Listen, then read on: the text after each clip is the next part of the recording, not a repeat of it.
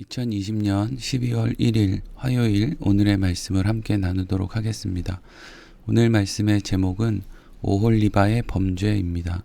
본문 말씀은 에스겔 23장 11절부터 21절까지 말씀입니다. 그 아우 오홀리바가 이것을 보고도 그의 형보다 음욕을 더하며 그의 형의 간음함보다 그 간음이 더 심함으로 그의 형보다 더 부패하여 졌느니라. 그가 그의 이웃 아수르 사람을 연애하였나니 그들은 화려한 의복을 입은 고관과 감독이요 말타는 자들과 준수한 청년이었느니라. 그 두 여인이 한 길로 행함으로 그도 더러워졌음을 내가 보았노라.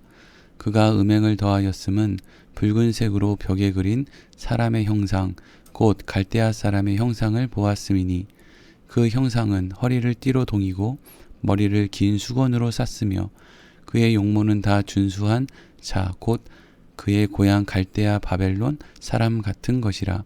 그가 보고 곧 사랑하게 되어 사절을 갈대아 그들에게로 보내매 바벨론 사람이 나와 연애하는 침상이 올라 음행으로 그들을 더럽히매 그가 더럽힘을 입은 후에 그들을 싫어하는 마음이 생겼느니라.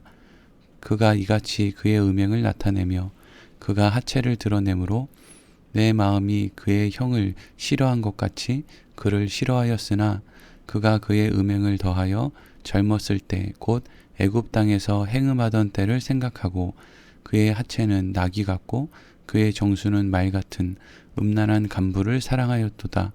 내가 젊었을 때에 행음하여 애굽 사람에게 내 가슴과 유방이 어루만져졌던 것을 아직도 생각하도다. 아멘.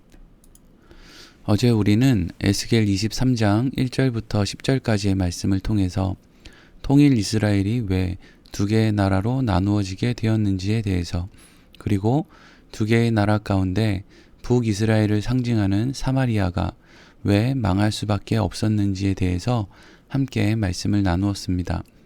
사울 왕으로부터 시작된 통일 이스라엘의 역사는 솔로몬의 아들 르호보암 때에 끝이 났습니다. 하나님께서는 르호보암 때에 통일 이스라엘이 두 개의 나라로 나누어진 가장 근본적인 이유가 하나님의 은혜를 입은 하나님의 백성들이 하나님이 아닌 세상과 세상의 방법 그리고 권세와 재물을 더 믿고 의지했기 때문이라고 말씀하셨습니다. 그래서 북이스라엘은 결국 그들이 하나님보다 더 믿고 의지했던 아수르의 손에 의해서 완전히 멸망을 당하고 말았습니다. 우리가 이 대목에서 한 가지 생각해 보아야 하는 것이 있는데, 그것은 역사적인 기록으로 볼 때 북이스라엘은 반아수르 정책, 즉 아수르를 대적하는 정책을 행하였고 남유다는 친아수르 정책을 행했다는 것입니다. 북이스라엘이 반아수르 정책을 펼쳤음에도 하나님께서는 왜 그들이 아수르를 하나님보다 더 의지했다고 말씀을 하신 것일까요? 그것은 결국 그들이 반아수르 정책을 펼쳤든 아니면 남유다같이 친아수르 정책을 펼쳤든 그 중심에는 하나님보다 세상의 힘과 방법을 더 믿고 의지하는 생각이 있었기 때문이었습니다. 하나님께서는 하나님 외에 세상에 존재하는 어떤 것이든지 그것을 하나님보다 더 믿고 의지한다면 그것을 결국 우상숭배라고 하는 말로 묶어서 말씀하신다는 것을 알 수 있습니다. 결국 그 끝이 유한한 것으로 끝나는 것은 모두 다 하나님이 보실 때에는 마찬가지인 것입니다.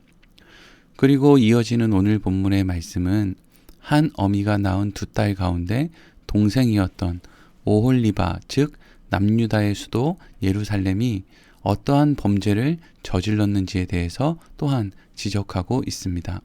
오늘 말씀 11절 말씀 먼저 같이 읽겠습니다. 그 아후 오홀리바가 이것을 보고도 그의 형보다 음욕을 더하며 그의 형의 간음함보다 그 간음이 더 심함으로 그의 형보다 더 부패하여 졌느니라. 아멘. 오늘 본문 말씀의 시작은 어제 하나님 앞에 범죄하여 결국 망국의 길을 걸었던 사마리아보다 동생 예루살렘의 범죄가 더 심각했다고 말하는 것으로 시작됩니다. 왜 하나님께서는 이미 그들의 범죄로 인해서 망해버린 사마리아보다 예루살렘이 더 심각한 범죄를 저질렀다고 말하고 있는 것일까요? 이어지는 말씀을 보겠습니다. 12절과 13절 말씀입니다. 그가 그의 이웃 아수르 사람을 연애하였나니 그들은 화려한 의복을 입은 고관과 감독이요 말 타는 자들과 준수한 청년이었느니라. 그 두 여인이 한 길로 행함으로 그도 더러워졌음을 내가 보았노라. 아멘. 사마리아의 동생 예루살렘은 이전에 사마리아가 행한 것과 같이 하나님이 아닌 세상의 힘과 방법을 따라 눈에 보기에 좋아 보이는 아수르를 사모했습니다. 그들은 화려한 의복을 입은 고관과 감독이요 말 타는 자들과 준수한 청년의 모습과 같았기 때문입니다.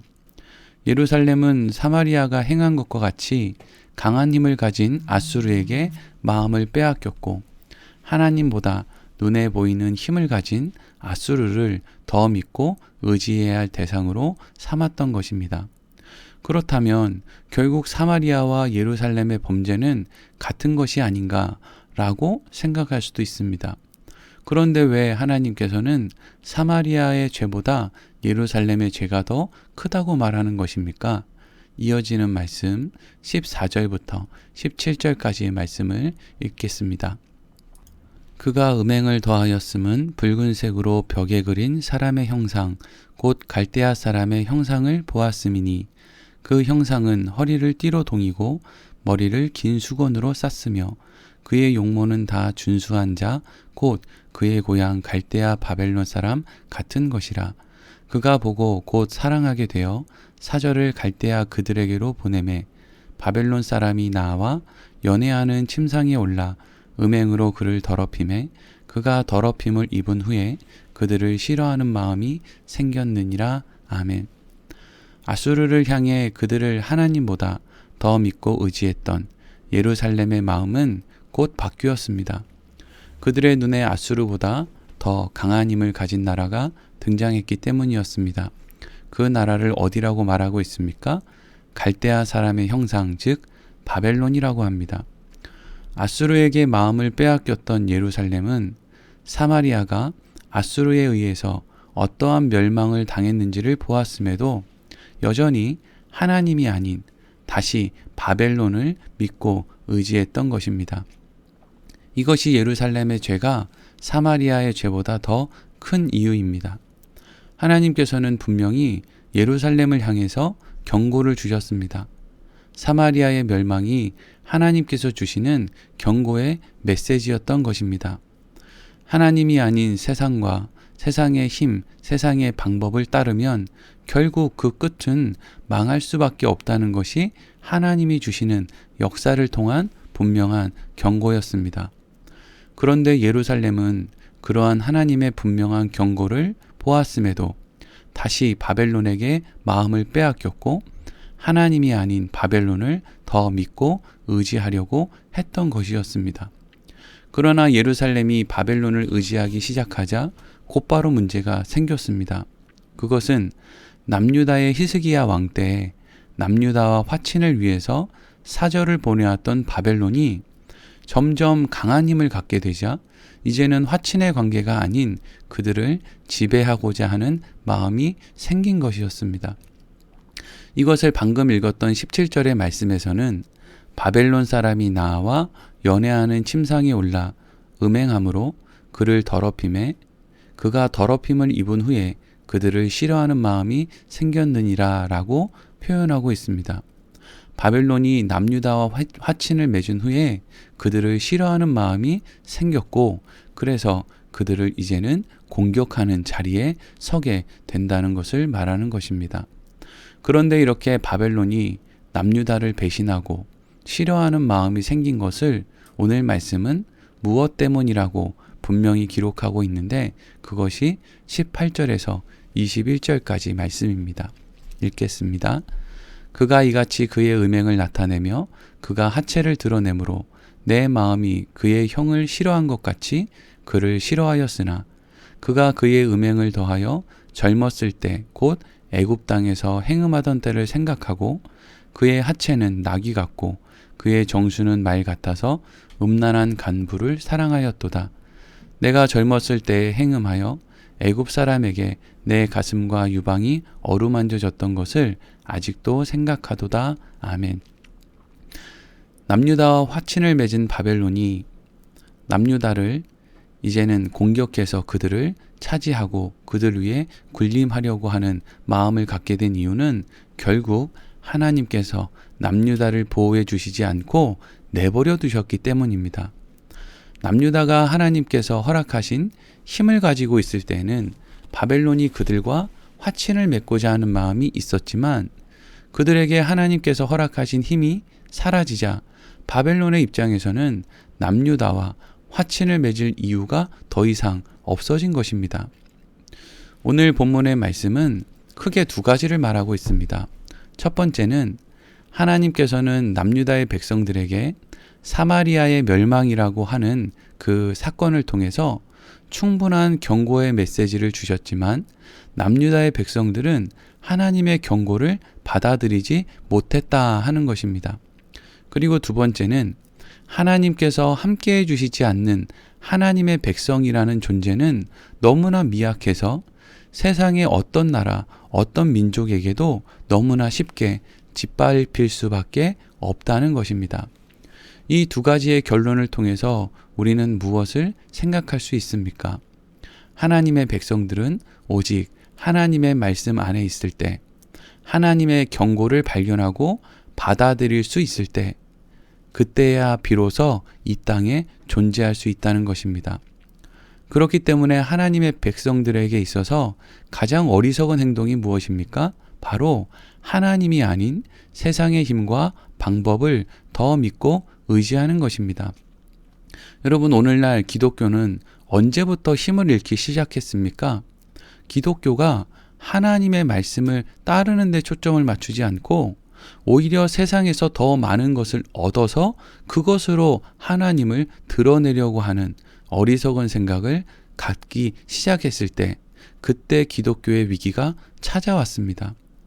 여러분, 점점 예수님께서 다시 오실 때가 가까워지고 하나님을 믿는 믿음이 사라질수록 이 땅에 존재하는 교회들은, 그리고 소위 기독교인이라고 하는 사람들은 하나님의 방법을 우습게 여기고 세상의 힘과 방법을 믿고 의지하며 살아가게 될 것입니다.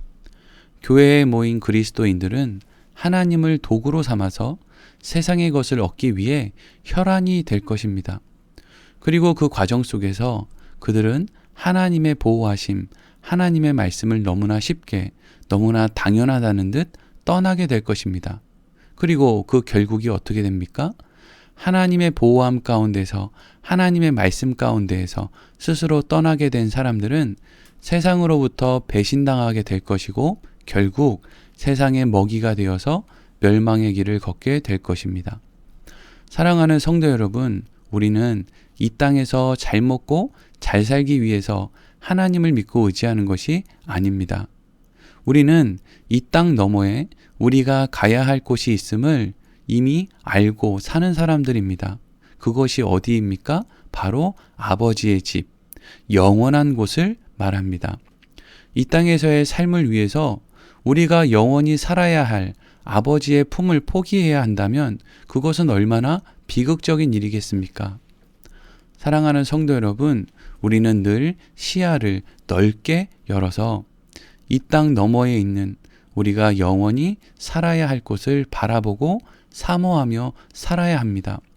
사람은 더 큰 가치를 추구할 때만 아무리 매력적인 곳이라고 할지라도 그 더 큰 가치보다 못한 것을 담담히 포기할 수 있기 때문입니다. 영원한 하나님의 나라를 사모하시고 이 땅에 우리를 유혹하고 미혹하는 세상의 방법, 세상의 가치를 포기하십시오. 그것이 성경이 우리에게 주는 가장 중요한 것을 얻게 되는 사람들에게 주는 유일한 메시지입니다. 오늘 말씀을 이렇게 마치도록 하겠습니다.